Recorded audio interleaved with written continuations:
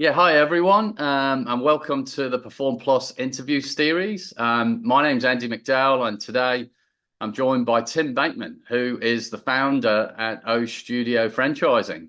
Um, hey Tim, how are you, mate? You good? Yeah, really well, thanks. Thanks for having me. No, it's fantastic to have you on board. I've been looking forward to this. Um, but look, thanks again for joining us, and I'd love for you to just kick off with a bit of a brief background as to who you are and what you're doing. Cool. Well, so yeah, Tim Bateman, obviously, as you just mentioned, I sort of grew up in a tiny wee town on the west coast of the South Island, right up the Grey Valley. Poacher Flat. There was 12 of us at my primary school initially. Cool. Dad was the principal, mum was the teacher, and my three siblings and I made up sort of a third of the school. And came across to Christchurch in my sort of year 11, sort of fifth form year, and I was always really keen on sport. Loved all sorts of different sports, but came to Christchurch, and rugby really was the school. I walked into a real rugby school and Yeah. had a lot of success. The school had a lot of success, and so I sort of went down that avenue. We had a great few years, first 15 rugby there, and I went straight from school into the Crusaders. Awesome. Um, and that was the start of a sort of very long professional rugby career, so 17 years professionally. Mm. And I'm sure we'll get into bits and pieces of that today, but I retired 2.5 years ago. Right. I actually played a veterans tens tournament up in Dubai 2 weeks ago, and I'm still sore, to be honest. I dislocated a rib, dislocated a finger, popped a rib. Oh I no. very quickly found out why I retired, but yeah. So my last sort of 9 years ago, so I was sort of 7 years to go in business. I sort of in sport, I started our first wellness business. My wife had a few sort of health things going on. She's got multiple sclerosis, and I sort of saw the impact that her own health was having on my Okay. performance on the field. And it Yeah. wasn't as if I was thinking about Laura on the field, but obviously just the challenges that she was going through was obviously impacting myself and Mm. then transferring into performance. And so started looking at little bits and pieces around how I can be, present at training and present on the field and feeling confident, and Mm. started with things like meditation. That sort of all evolved, and then ultimately opened our first wellness business 9 years ago. That's still running today. It's a great little business here in Christchurch. And then a couple of years later, we started building it. What is O Studio? So our sort of a wellness hub where all sorts of tools sort of under one roof, focused on recovery and well-being. And because once again, like what the story I talked about before around how I was sort of battling and not performing well, Yes. that's not an abnormal story. Like there's everyone actually that I know is going through something, whether it be some sort of stress in their relationship or at work or Mm. financially or socially. Everyone's got some sort of battle on their hands, and so creating a space where people get to sort of step away from that and look after themselves, whether that be in an ice bath or a sauna or a float tank or a class or a massage or sort of relaxation recovery equipment. We Mm. try and create like a space where that is done. And um and then we started the franchising. We built the franchising system over a year, and then started franchising early last year. And we've sort of got three operating now around the country. So Well Takapuna done. up in Auckland, Rolleston and Christchurch. Both Queenstown and Remuera will open sort of late January, February, so in about 6 weeks' time. So that's sort of the big focus Exciting. at the moment. Cool. And then we've another five that are coming after that, sort of all staged throughout next year, all in New Zealand. So we're just sort of starting the journey. We've got more problems than positives, it feels Mm. often at the moment, but yeah, it's exciting. Yeah, fantastic. Well, if you don't mind, we'll come back to that because that does sound like an exciting future. Going back to those early days, and you talked about your origins and schooling. Was there a maybe it was a bit further on in your rugby career? Was there an initial spark that led you in the direction of business leadership or even ownership?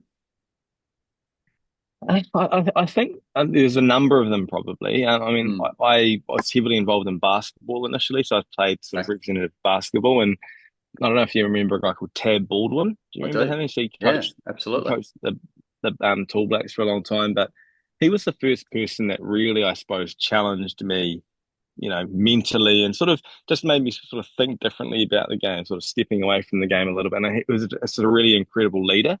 He seemed to have a real way of understanding, different personalities, different people, in the way that he needed to sort of get the best out of them. And Yep. And I sort of really resonated with coaches like that along my journey. Robbie Deans was another one that I really found was a real master of that. Scott Robertson later on.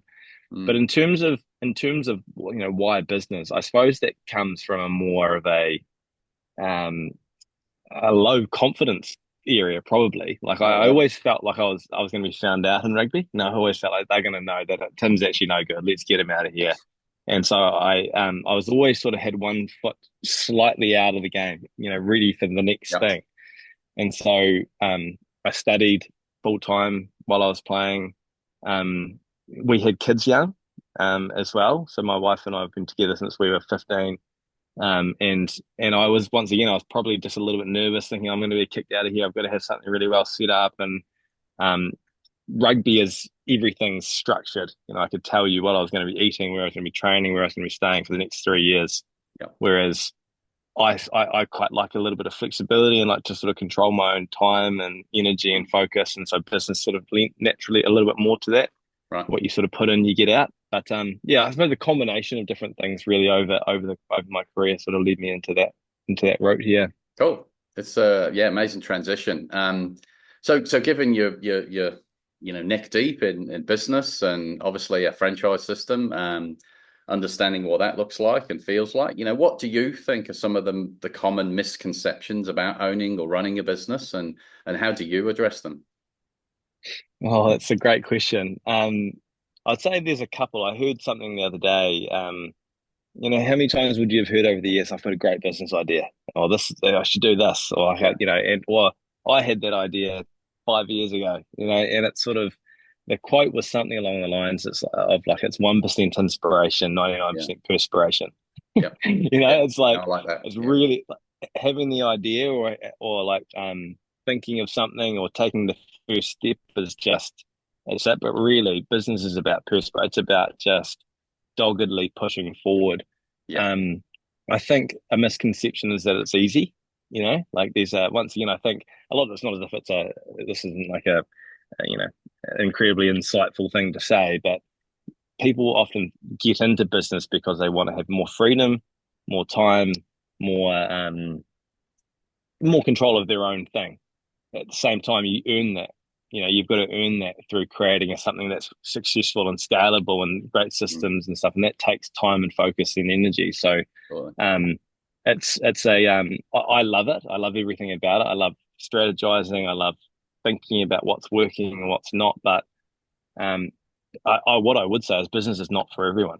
No, it's Mm. not. I don't think owning your own business or setting out your own business or founding anything is for everyone. It's a different type of stress. It's a different type of pressure. Um, but it's super exciting. I wouldn't want to be doing anything different. Yeah. Oh, awesome. So given those stresses you've just mentioned, work-life balance as a business owner, do you have any personal rituals or habits that keep you motivated and focused? I'm a wellness company. There you go. I was So gonna say, I'm yeah, there's an obvious answer there, isn't there? Yeah, well, what do they say? Like builders have never got their sort of house. They've got a half finished room at the back of their house, or the electrician never finishes the yeah. wiring in their own Plumber property. with leaky Uh, taps. Yeah. exactly, exactly. Like there's definitely times. There's been times, a number of times throughout the last few years where my wellness has been the last thing on my list of things to look Yeah, there after. you go. Yeah.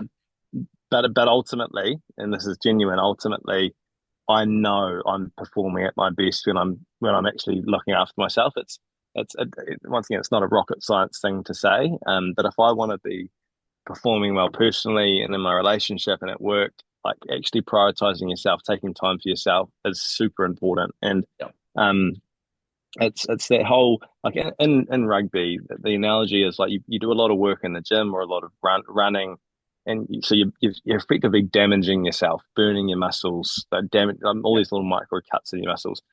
To absorb that benefit, you've got to recover well. You have to recover well, and so it's actually in the recovery phase is where you get all the growth. That's where your fitness develops and stuff. And so if you're Mm. constantly trying, if we were lifting weights every single minute of every day or running every single minute of every day, Yes. you're never actually going to absorb any of those benefits. And I genuinely feel life is the same. Like if you want to be successful in anything that you're doing, you've actually got to take time to to step back and absorb the benefits, sleep well, you Mm.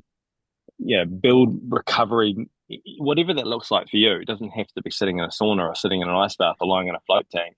Yep. But finding ways that you can integrate into a daily, weekly routine that's easy and enjoyable, so it gives you the chance to sort of really rest, so you can push further. It's not about just this nice thing to do. It for me, it really is about being able to perform better. So, your question, how do I get that balance? The way I do it is I'm pretty structured with the way I do things. So Right.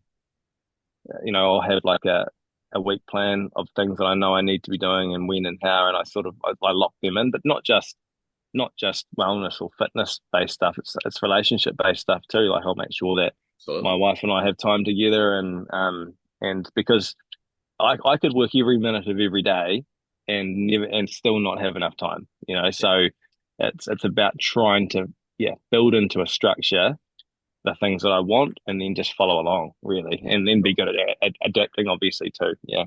Yeah, no, excellent. Good on you. That's great advice for people listening in. Just moving on to the landscape of business, if you like. Things are changing really quickly and evolving. We're all talking about technology, in particular AI. How do you stay adaptable and open to change, or is there anything sort of specifically from a strategic perspective that you use to remain like innovative or one step ahead? Yeah, it's one of our core values. I mean, once again, I think it's most company core values. They have something around innovation and pioneering. It's Right. a core part of who we are. So our values at O Studio are ICED. We innovate, we connect, we excite, we deliver. And so, what does that look like for us? Mm, So the way I would see the nature of our industry at the moment and wellness or recovery is it's probably what the fitness industry was like 50 or 60 years ago. right. Like it was a fitness in the 50, like the market 50 or 60 years ago, there was mixed martial arts to boxing centers. There were no gyms. And the reason there were no gyms is because no one really thought about physical fitness. Mm, No one really thought actually I need to lift weights or I need to run. It was just people had reasonably healthy lifestyles, but no one was really thinking I need mm, to be physically fit, or even just the general public understanding what a framework of physical fitness might be. Like if you went and asked 100 people now, what are some things that involve physical fitness? Most people would give you something like, is it strength? Is it flexibility? Is it aerobic capacity? Is it, yeah. speed? Solid. Mm, And then also would be able to tell you reasonably well how to develop each of those areas. If you want to get strong, you can do X. If you want to get fast, you can do Y. If you want to get flexible, you can do Z. Whereas where we see the wellness industry at the moment is no one really understands what wellness really means, but people are starting to think right. actually stress is something I should be considering. Mm, Like it's impacting me in some way. Is some stress good? Is it not? What is sleep? How does that benefit me? How can I use heat to improve my recovery and performance? How can I use cold? What is relaxation? How do I recover myself faster? So I feel like we're sort of at that stage where the market's starting to understand that. So sure. what I feel part of our real job is to make it understandable, accessible, and practiced, just Mm, as understood as accepted as physical fitness. So to do that, we have to be innovative in the mm, way that we market ourselves, in the way that we educate our customers and potential customers, the types of service offerings that we have. We've got to be really adaptable. It can't yeah. just be like whatever's popular in the wellness industry now is the way it's going to be forever. You know, getting someone in the door, understanding how you get most effectively someone at the top of the funnel. How do you most effectively all the way along the funnel increase your ability to retain more of those customers? We have to be testing this stuff all the time because Yeah. there's no rule book to follow. There's no methodology of someone else who's done this exact same thing Mm, and we can follow. And so, innovative innovations has to be in our DNA and all our decisions all the time. Yeah. that's brilliant. Really, really interesting. Um, so talking about innovation, I guess, and future focused, could you give us a glimpse into, I mean, you've talked about the network expansion or new franchisees, into any future plans or any vision you may have for the next chapter of your entrepreneurial journey? Yeah, well, I suppose just to reiterate what I mentioned just before, our mission, our vision that we're sort of shooting towards, our North Star that guides us is what I just talked about, is that Yeah. holistic wellness, and I don't really love the word holistic, but holistic wellness, so a full package of well-being, not just Right. physical, um, as understood, as accepted, and as practiced as physical fitness. And so like if we are to achieve that, what does an equal level of understanding look like in physical in holistic wellness? So, is that podcast? Is that social media marketing? Is that um website? Is it blogs? Like what are the areas? Is it events? Is it workshops? Like how do we really educate our market Yeah. to make it understood? How do you make it accepted? Like if you went and asked five of your friends, how are you looking after your wellness? I guarantee three of them are going to be like, what do you mean, mate? Looking after your wellness. Absolutely. That's for softies. That's Yeah. only Yeah. for those people over there. So Yeah. how do we make it accepted? Who are the people that we're showing that engage in this stuff and why they engage in this Yeah. stuff to make it something that everyone can feel like they can step into the door. And then lastly, practiced. If we're going to make it something that's as practiced as physical fitness, we Mm. have to have facilities and communities where people can go and do it. Yeah. And so we have to grow. And so that's the mission that guides us. Have we figured out all those little pieces around how we do that? No. Mm. But what that I suppose, if things go well, it will mean that there will be more studios open and operating around the country. Mm. As I touched on before, we've got sort of 11 confirmed. There probably are another sort of 12, 13 in New Zealand, Well, which is exciting. But once again, we earn the right to grow. It's every every business that opens, it needs to be successful financially. It needs to mm. be the owners themselves are enjoying the process. Mm. It needs to be ultimately doing a good job for the communities in which they serve. If the communities in which they open are enjoying it and getting the benefits from it, they're going to come back, which is going to generate a stronger business model, which is ultimately going to grow there Yeah. too. So we've got a lot of figuring out to do, but I think what we're shooting for is needed, and it's a clear opportunity. There really is a clear opportunity there at the moment.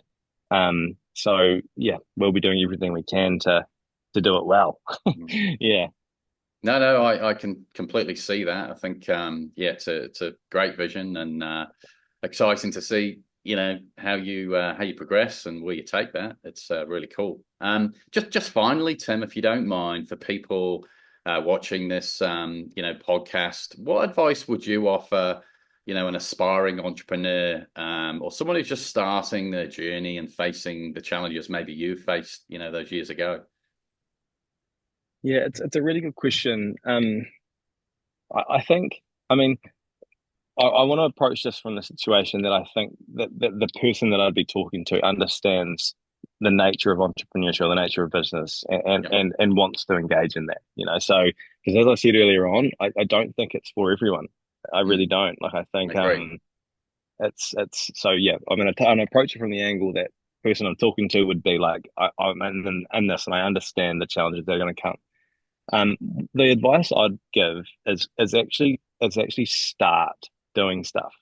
Mm, And so don't wait until it's perfect. Like it's really easy to find ways or reasons why it's not the right time, or the things that you still need to figure out, or to perfect a website a little bit more, to change this wording a little, or develop the product a little bit more.